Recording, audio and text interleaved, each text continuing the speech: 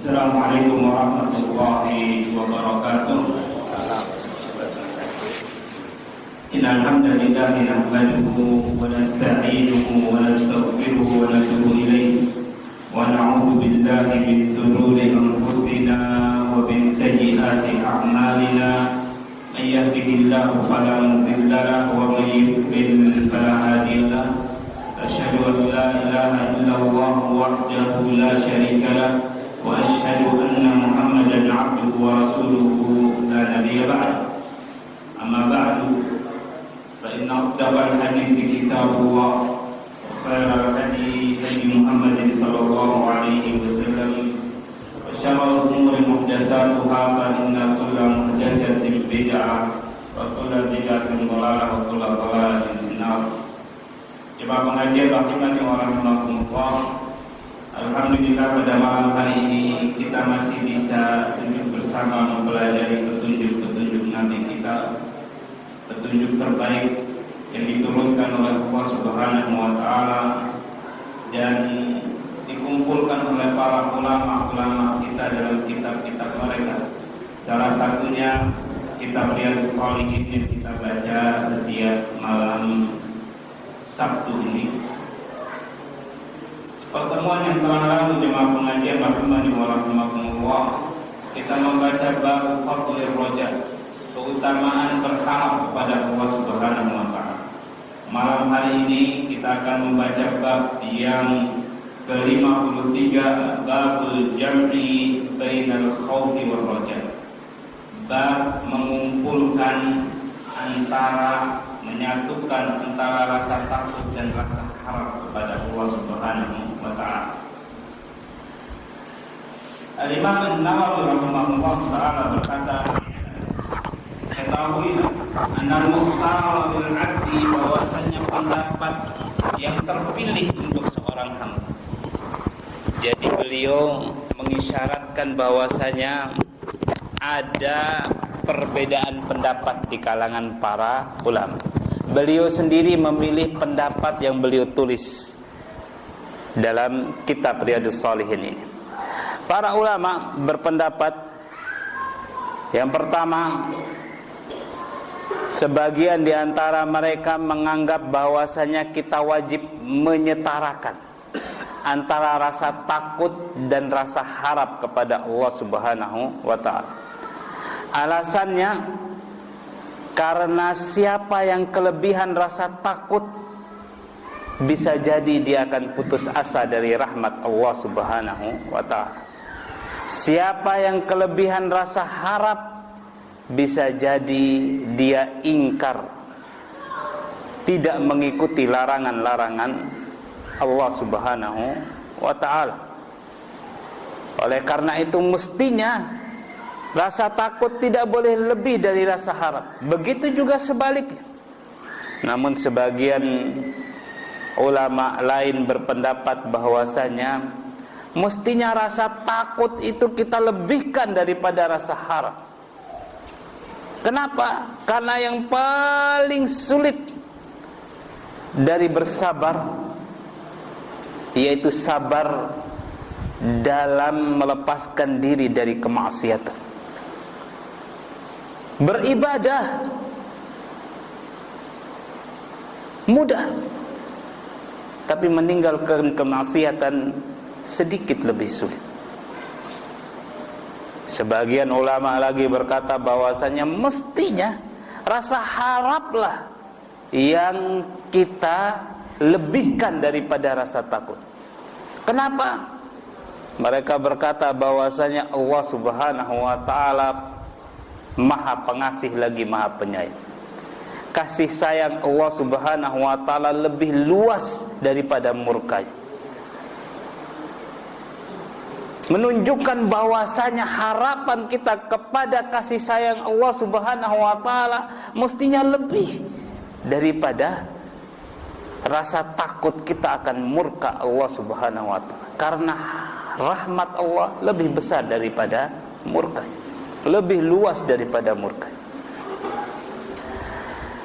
Al-Imam An-Nawawi rahimahullahu ta'ala memilih pendapat Al-Mukhtar lil 'abdi. Beliau berkata, dalam kitab Riyadhus Shalihin ini, yang pendapat yang saya pilih untuk seorang hamba itu fi hali sihhatihi, dalam keadaan sehat, ayyakuna khaifan rajian, hendaknya dia menyamakan antara rasa takut dan rasa harap.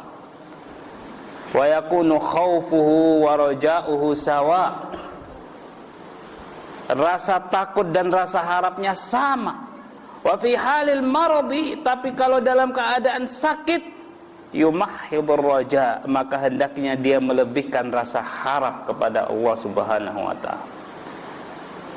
Ini menunjukkan bahwasanya rasa takut dan rasa harap itu, jemaah pengajian rahimani wa rahimakumullah, menurut pendapat yang terakhir ini tergantung keadaan. Jika keadaan mendorong kita agar kita lebih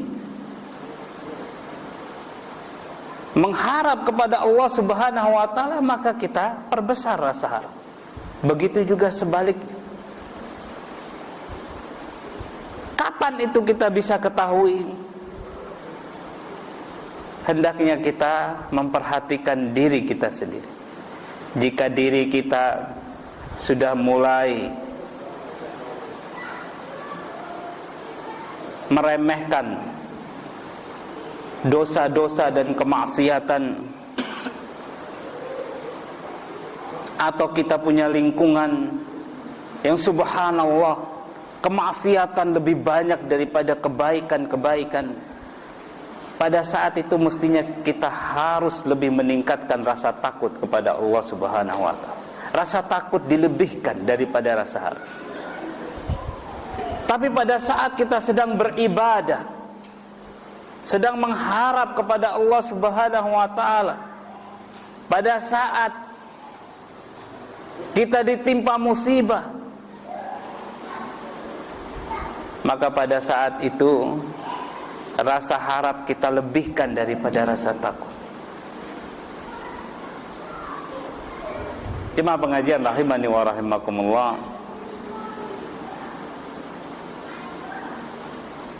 pendapat yang terakhir ini sangat kuat, karena bisa jadi mencakup seluruh pendapat-pendapat yang pertama, kedua, dan ketiga. Pendapat ketiga, pendapat keempat yang terakhir ini yang dipilih oleh Imam An-Nawawi ini termasuk di dalamnya pendapat pertama. Kenapa? Karena pada saat kita biasa-biasa saja, maka kita bisa menyetarakan antara rasa takut dan rasa harap. Pada saat kita hendak mengharap rahmat Allah Subhanahu wa taala, kita ingat rahmat Allah lebih luas daripada murkanya, maka pada saat itu kita melebihkan rasa harap. Pada saat lingkungan kita sedang rusak, kita butuh sedikit untuk mengekang hawa nafsu kita, pada saat itu kita bisa mengedepankan sedikit rasa takut. Oleh karena itu cocok jika Imam An-Nawawi rahimahullah ta'ala memilih pendapat yang terakhir ini. Kemudian beliau berkata, wa qawaidus syar'i, kaidah-kaidah syariat min nususil kitabi was sunnah, dari nas-nas kitab Al-Quran dan sunnah-sunnah hadis-hadis Rasulullah, wa ghairi dzalika, dan yang selain itu, mutadhahiratun ala dzalik, sangat banyak berbicara tentang hal ini, tentang bagaimana menyatukan rasa harap dan rasa takut kepada Allah Subhanahu wa taala. Kemudian beliau mulai membawakan ayat pertama. Qala Allah Ta'ala, Allah Subhanahu wa taala berfirman dalam surat Al-A'raf ayat yang ke-99, fala ya'manu makrallahi illal qaumul khasirun, tidak ada yang merasa aman dari tipu daya Allah Subhanahu wa taala kecuali orang-orang yang merugi. Jemaah pengajian rahimani wa rahimakumullah. Mungkin ada yang bertanya, kenapa kok terjemahannya tipu daya? Tipu daya bukankah konotasinya sedikit negatif? Cocokkah untuk Allah Subhanahu wa taala? Jemaah pengajian rahimani wa rahimakumullah. Para ulama kita menyatakan bahwasanya ini min babil ikhbar. Sifat ini, sifat Allah Subhanahu wa taala ini termasuk dari bab al-ikhbar, mengabarkan kepada kita semua yang muncul jika ada penyebabnya, sebagaimana firman Allah Subhanahu wa taala, wa ma makaru,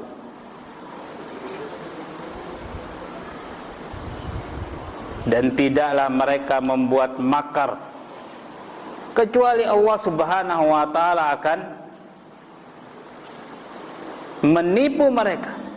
Wallahu khairul makirin, dan Allah Subhanahu wa taala adalah sebaik-baik yang menciptakan tipu daya. Jadi sifat Allah Subhanahu wa taala yang satu ini tidak muncul kecuali sebagai balasan dari sifat tipu daya manusia. Dan Allah Subhanahu wa taala Maha membalas sesuai dengan perilaku manusia tersebut. Jika ada orang yang hendak menipu Allah Subhanahu wa taala, maka ketahuilah pencipta tipuan terbaik itu Allah Subhanahu wa taala. Kenapa lalu di ayat ini Allah Subhanahu wa taala berfirman demikian? Karena banyak orang yang mencoba menipu Allah Subhanahu wa taala. Caranya bagaimana? Caranya dengan menipu hati mereka. Mereka merasa bahwasanya Allah Subhanahu wa taala akan sangat mudah mengampuni dosa-dosa mereka walaupun mereka tidak bertaubat kepada Allah Subhanahu wa taala. Menggampang-gampangkan sesuatu.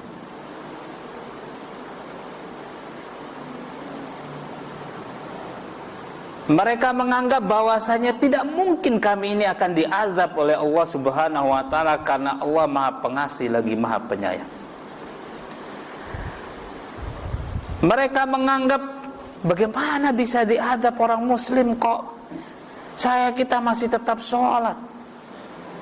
Yang diazabkan orang-orang kafir. Mereka menganggap, coba lihat nih, orang kafir aja selamat, masa kita orang muslim gak selamat? Ada yang berkata, kalau seandainya Allah hendak mengazab negeri ini, maka yang paling pertama diazab itu orang-orang kafirnya. Tapi orang kafir selamat, berarti kita ini tidak diazab oleh Allah Subhanahu wa taala.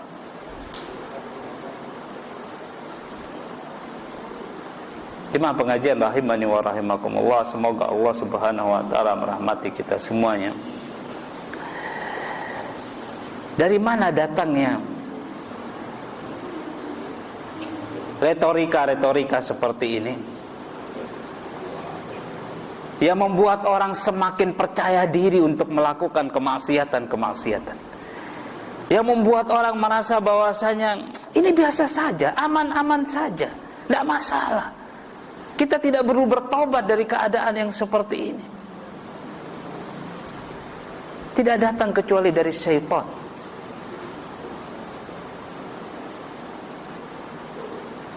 Ada orang yang mencoba mengingatkan dengan membawa firman Allah dan sabda-sabda Rasulullah sallallahu alaihi wasallam. Tidak seperti itu. Dijawab tidak seperti itu. Seolah-olah mereka sedang merasa aman dari tipu daya Allah Subhanahu wa taala, yang mereka menipu Allah Subhanahu wa taala. Mereka menutup mata dari firman-firman Allah Subhanahu wa taala dan sabda-sabda Rasulullah sallallahu alaihi wasallam. mencoba untuk membuat masyarakat tetap di atas kemaksiatan dengan membawakan retorika-retorika, bahkan bisa jadi ayat-ayat dan hadis-hadis. Bukankah ini penipuan namanya? Inilah manipulator agama, kalau mau disebut penipu agama.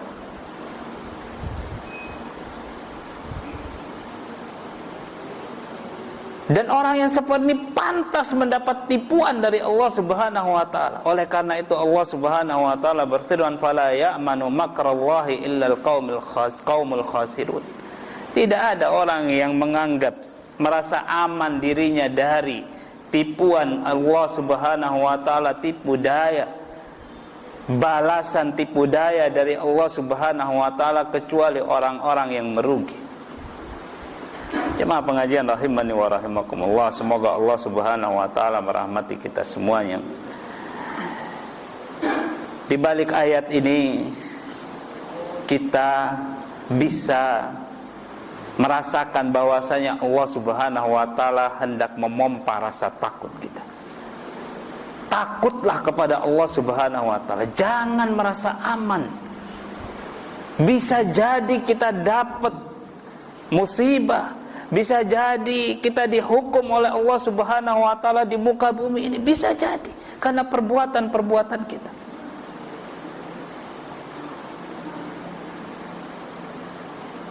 Di balik itu juga ada rasa harap kepada Allah Subhanahu wa taala, yang kalau para ulama ahli usulul fiqh misalnya, mereka mengistilahkannya dengan mafhumul mukhalafah. Kita mengambil kesimpulan terbalik dari ayat ini. Jika ada orang yang tidak merasa aman, maka dia termasuk orang-orang yang beruntung. Ternyata jemaah pengajian rahimani wa rahimakumullah, dalam satu sikap kita bisa menunjukkan rasa takut dan rasa harap sekaligus, yaitu ketika kita takut terhadap azab dan musibah. Di balik itu kita bisa menanamkan rasa harap, kalau kita tidak dekat-dekat dengan kemaksiatan, lurus saja menjalankan agama ini, maka kita akan mendapatkan keberuntungan. Ada rasa harap di situ. Jemaah pengajian rahimani wa rahimakumullah, ini pintarnya Imam An-Nawawi rahimahullahu taala membawakan ayat-ayat dan hadis-hadis yang berkaitan dengan judul bab yang beliau bawa. Ayat yang kedua yang dibawakan oleh Imam An-Nawawi rahimahullahu taala yaitu surat Yusuf ayat yang ke-87. Allah Subhanahu wa taala berfirman, "Innahu la yai'asu mir rauhillahi illal qaumul kafirun." Sesungguhnya tidak ada yang putus asa dari rahmat Allah Subhanahu wa taala kecuali orang-orang kafir. Jemaah pengajian rahimani wa rahimakumullah, semoga Allah Subhanahu wa taala merahmati kita semuanya. Mestinya seorang mukmin itu orang yang tidak putus asa dari rahmat Allah Subhanahu wa taala, selalu berpikir positif. Itu orang muslim. Orang yang putus asa sampai mungkin bunuh diri, tidak lagi bisa mengharap rahmat Allah Subhanahu wa taala, tidak bisa mengobati luka-luka hatinya, kekecewaannya. Yang seperti ini ciri orang-orang kafir. Waliyadzubillah. Orang yang ingkar kepada Allah Subhanahu wa taala. Ayat ini juga jemaah pengajian rahimani wa rahimakumullah juga memberikan kepada kita rasa takut dan rasa harap. Ternyata rahmat Allah Subhanahu wa taala, mengharap rahmat Allah Subhanahu wa taala salah satu ciri sebagai seorang muslim. Ternyata rasa takut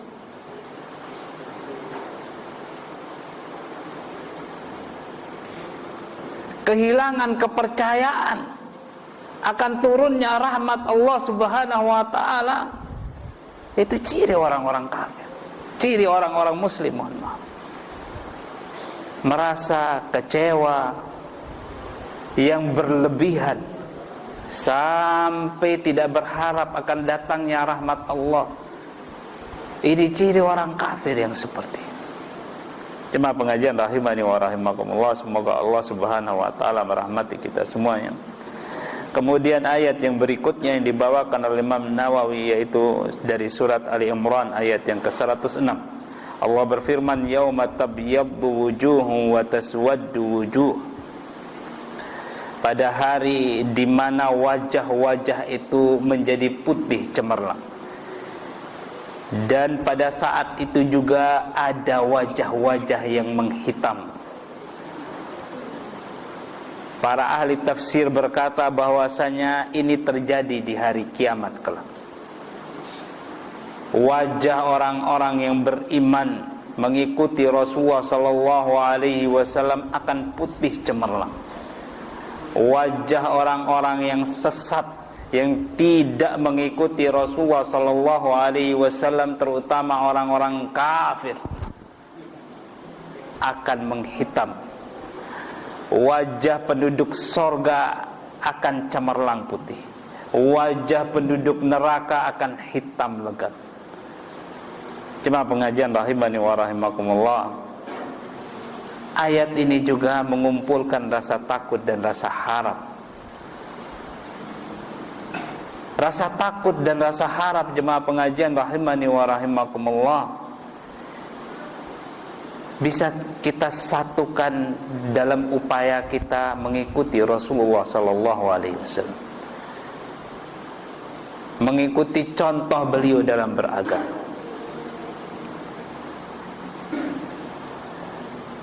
Ayat yang berikutnya yang dibawakan oleh Imam An-Nawawi rahimahullahu taala, yaitu dari surat Al-A'raf ayat yang ke-167. Allah berfirman, inna rabbaka lasari'ul iqabi wa innahu laghafurur rahim. Sesungguhnya Rabbmu amat cepat siksanya, dan sesungguhnya Dia Maha Pengampun lagi Maha Penyayang. Jemaah pengajian rahimani wa rahimakumullah, semoga Allah Subhanahu wa taala merahmati kita semuanya. Senada dengan ayat ini juga Allah Subhanahu wa taala berfirman di surat Al-Maidah ayat yang ke-98 dan 99. I'lamu, ketahuilah, anallaha syadidul iqab, bahwasanya Allah amat keras siksanya. Wa annallaha ghafurur rahim, dan bahwasanya Allah Subhanahu wa taala Maha Pengampun lagi Maha Penyayang. Ma'alar rasuli illal balagh. Kewajiban seorang rasul itu hanya menyampaikan. Jemaah pengajian rahimani wa rahimakumullah, di sini Allah Subhanahu wa taala menyebutkan rasa takut dan rasa harap. Disatukan, disandingkan, supaya kita juga bisa menyandingkan rasa takut dan rasa harap kita. Dalam ayat ini Allah Subhanahu wa taala menyebutkan rasa takut terlebih dahulu, memompa rasa takut kita terlebih dahulu. Wa alamu annallaha syadidul iqab. Ketahuilah bahwasanya Allah itu maha keras siksanya.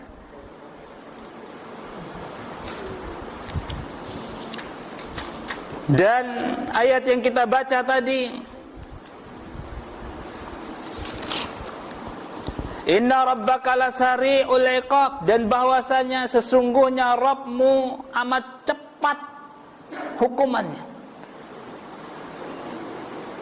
Disebutkan lebih dahulu oleh Allah Subhanahu wa taala sebelum menyebutkan kasih sayang, sebelum menyebutkan harapan akan kasih sayang Allah Subhanahu wa taala, karena memang ayat ini berbicara tentang peringatan kepada para pelaku dosa.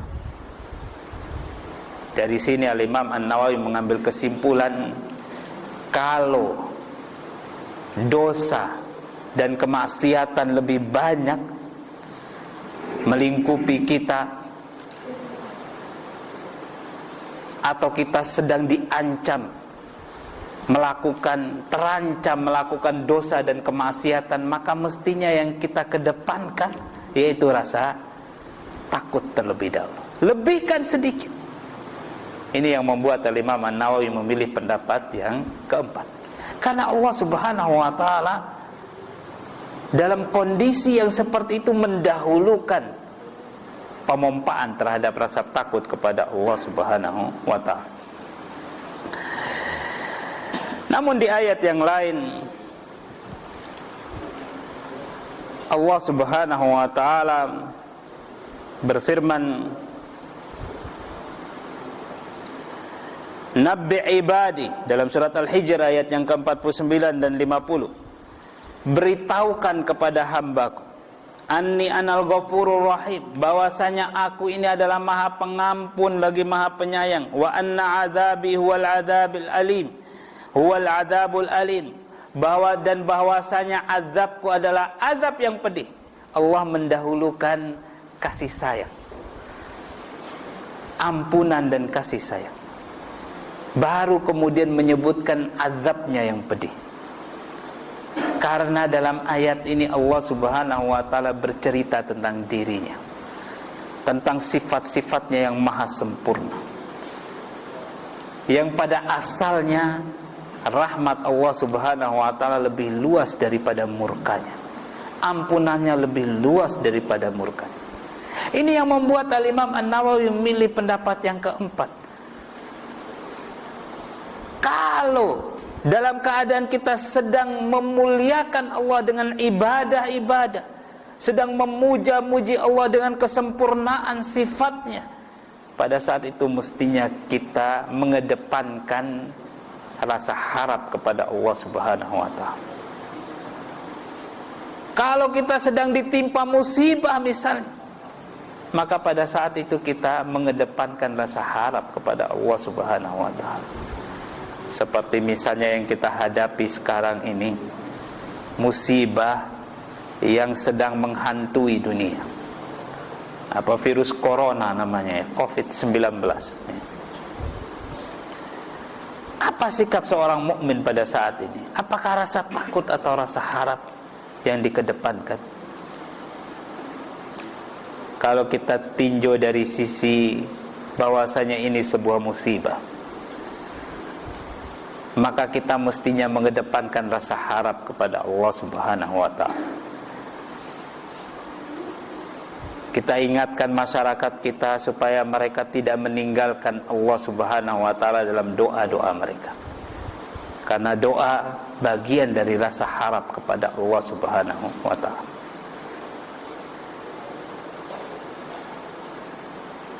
Kemudian jemaah pengajian rahimani wa rahimakumullah, bisa jadi Allah Subhanahu wa taala menimpakan musibah ini karena dosa-dosa kita.